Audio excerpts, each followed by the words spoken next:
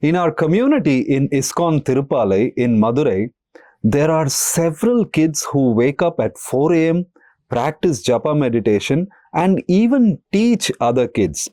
What did their parents do differently?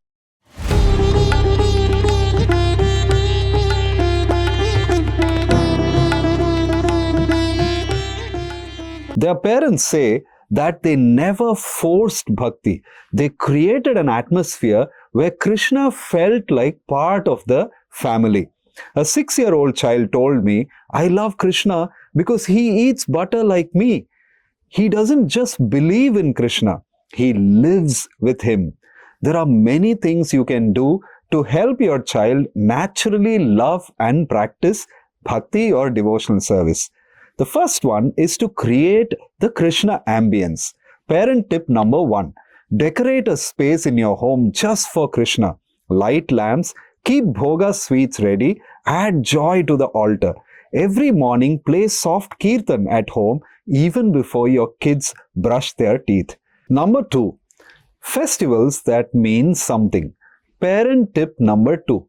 Celebrate Janmashtami with more than rituals. Tell stories, dress up, cook together. For Govardhan Puja, build a little hill out of laddus. Kids will talk about it for years. 3. Encourage child-led bhakti. When children lead, they feel ownership. They feel love.